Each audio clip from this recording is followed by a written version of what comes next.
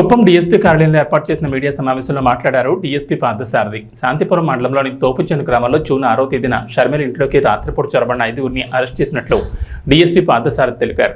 ఈ సందర్భంగా ఆయన మాట్లాడుతూ ఇంటిలో వంటలుగా ఉన్న షర్మిలను చేతులు కాళ్లు కట్టి ఆమెను బంధించి మెడలోని చైన్ మరియు హోండా డియో ద్విచక్ర వాహనాన్ని చోరీ చేశారని తెలిపారు. మహిళ అరవడంతో తన కొడుకు ఇంటిపై నుంచి కిందకి రావడంతో దోపిడీకి పాల్పడిన వారు పరారయ్యారన్నారు. షర్మిల ఇచ్చిన ఫిర్యాదు మేరకు కేసు నమోదు చేసి దర్యాప్తు చేపట్టామన్నారు.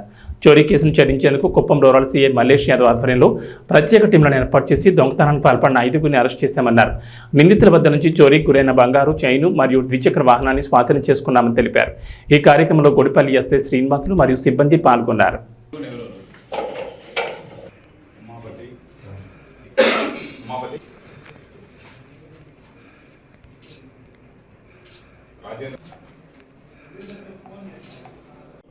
వాళ్ళ సహాయంతో వేలూరు నుంచి వచ్చిన ముగ్గురు మొత్తం 5 మంది కలిసి ఈ డెకైట్లో పార్టిసిపేట్ చేస్తారు.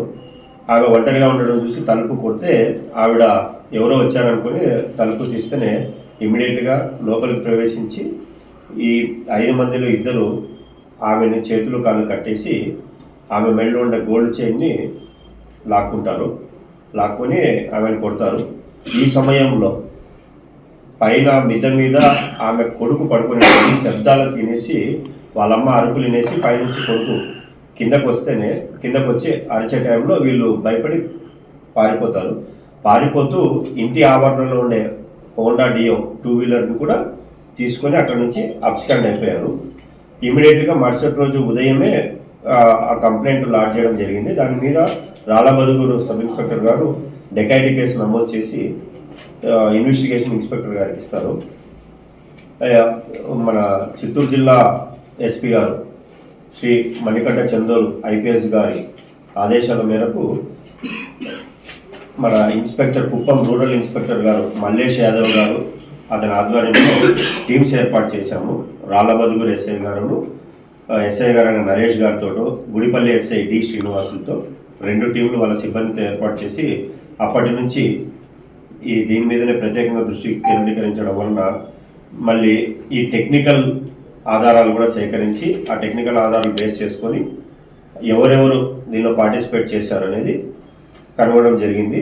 తర్వాత 23వ తేదీ ఈ నెల 23వ తేదీ ఒకరి తర్వాత ఒకరిని మిగతా మొత్తం 5 మందిని కూడా అరెస్ట్ చేయడం జరిగింది.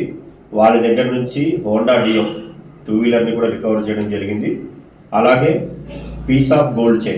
చిన్న పీస్ ఆఫ్ గోల్డ్ చైన్ కూడా రికవర్ చేయడం జరిగినది. ఈ ముద్దాయిలు వచ్చేసి పేర్లు ఎన్ వెంకటేష్, ఈ అబ్బాయి వచ్చేసి దండికుప్పం పంచాయతీ శాంతిపురం మండలం, ఎం కార్తీక్ ఇతడు డ్రైవరు, ఇతడు వేలూరు జిల్లా తమిళనాడు రాష్ట్రము. ఇంకొకడు ఏ కుమార్, ఈ అబ్బాయి వచ్చేసి వేటగిరి కొత్తూరు గ్రామం కోలమడుగు పంచాయతీ శాంతిపురం మండలం.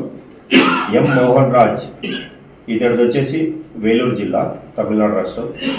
ఎస్ శాంతకుమార్ వేలూరు జిల్లా తమిళనాడు రాష్ట్రం.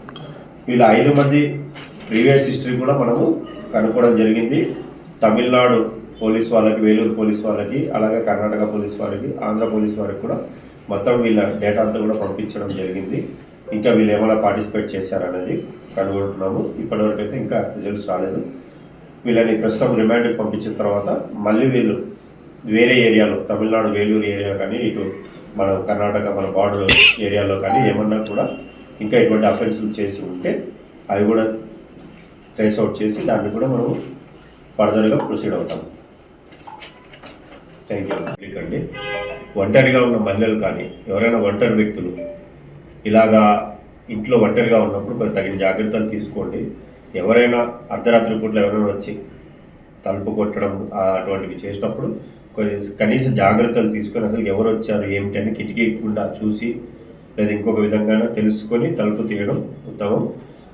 ఇక్కడ కంప్లైంట్ షర్మిల గారు కూడా ఎవరో తెలిసిన వాళ్ళు వచ్చారు కొడుతున్నారని చెప్పేసి ఒక 5 మినిట్స్ తర్వాత ఆవిడ తలుపు తీయడంతో వీళ్ళు లోపలికి జొరబడి ఈ అఫెన్స్ చేశారు. కాబట్టి ఒంటరిగా ఉండే వాళ్ళు తమ జాగ్రత్తలు తీసుకోవాల్సిందిగా. అలాగే వీళ్ళు ఆ అఫెన్స్ చేసేటప్పుడు సాయంత్రం నుంచి ఆ చుట్టుపక్కల తిరిగారు, రెక్కి చేశారు. ఆవిడ ఒంటరిగా ఉంటుంది అని తెలుసుకున్నారు వాళ్ళు. కానీ వాళ్ళకి తెలియదు అబ్బాయి కూడా ఉన్నాడని, బట్ మిద్ద మీద నిద్రపోతున్నాడు అని తెలుసుకోలేదు.